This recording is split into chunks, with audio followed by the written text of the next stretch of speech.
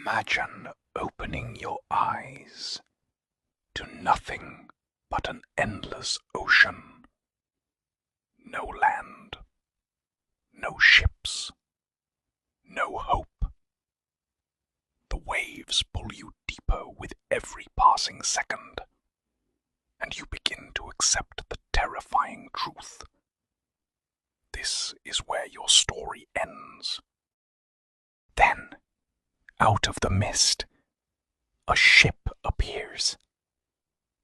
You think you've been saved, but the truth is far more horrifying.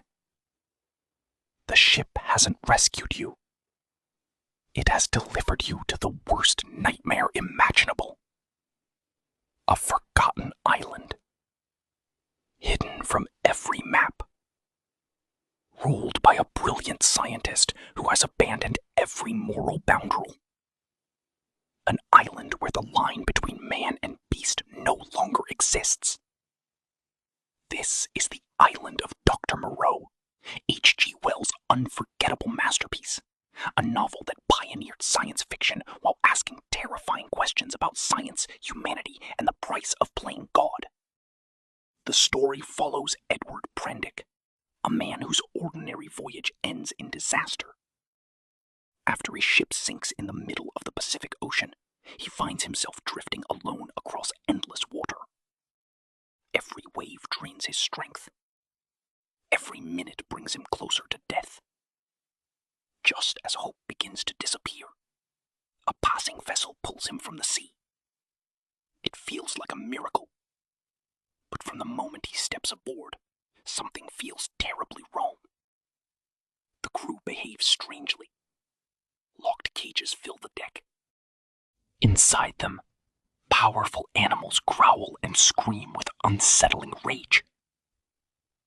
Yet something about those sounds feels unnatural, almost human. Eventually, the ship reaches a remote island that doesn't appear on any chart. There are no cities, no ports, no signs of civilization. Only dense jungle, strange buildings, and a mysterious scientist known as Dr. Moreau. Years earlier, Moreau had been celebrated as one of the greatest minds of his generation. Then everything changed. Rumors spread that he was performing horrific experiments on living animals. The scientific community condemned him. Society turned against him. He vanished without a trace. Most believed he had disappeared forever. They were wrong. He had simply found the perfect place to continue his work, far away from human judgment. At first, Prendick tries convincing himself that everything is normal. But every night, horrifying screams echo across the island. They don't sound entirely human. They don't sound entirely animal. They sound like something trapped painfully between both worlds. As the days pass, the island slowly begins revealing its horrifying secret. Figures emerge from the jungle. They walk upright like people, wear clothing, speak in broken language. Yet their faces tell another story. Some resemble wolves. Others look like boars, leopards, apes, or wild cats. Their bodies imitate humanity. Their eyes do not. Prendick can't understand what he's seeing until he finally discovers the horrifying truth. Dr. Moreau has dedicated his life to a single obsession. He captures wild animals, subjects them to unimaginable surgical procedures, reshapes their bodies, changes their voices, forces them to stand, walk, and behave like human beings. His goal isn't simply to change their appearance. He wants to erase their animal nature itself, to create humanity through pain. To Moreau, suffering is meaningless. Compassion is weakness. Nature is nothing more than raw material waiting to be redesigned. He believes science should have no limits, no boundaries, no conscience. But nature refuses to surrender. Moreau creates strict laws for his creatures. They must not run on all fours. They must not hunt. They must not eat flesh. They must behave like civilized people. Day after day, the beast folk gather together, repeating these laws like sacred commandments. Yet beneath every spoken word, their instincts remain alive, waiting, watching, growing stronger.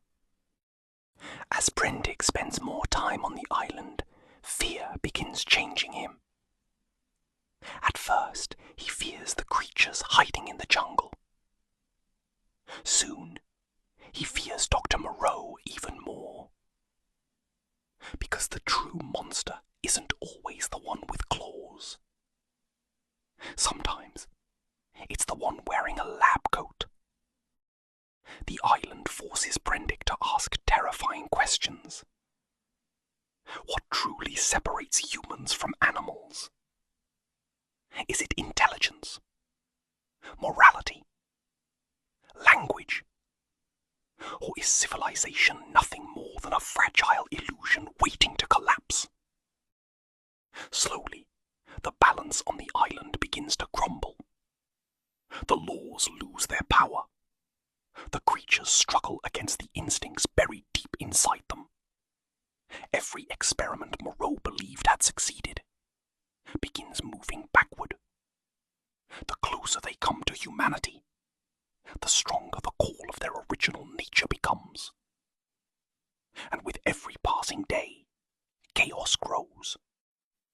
The jungle becomes more dangerous. Trust disappears, and survival becomes uncertain. But beneath its terrifying surface, the island of Dr. Moreau is about far more than monsters.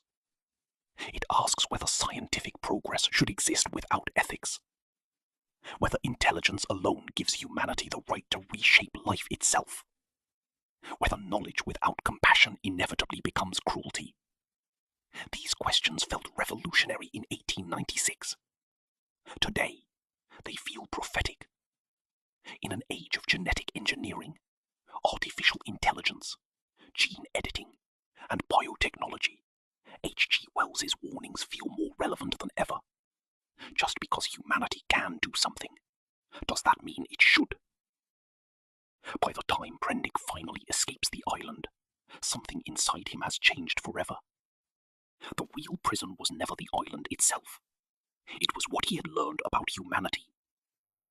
After witnessing the horrifying truth behind Moreau's experiments, he can no longer look at ordinary people the same way.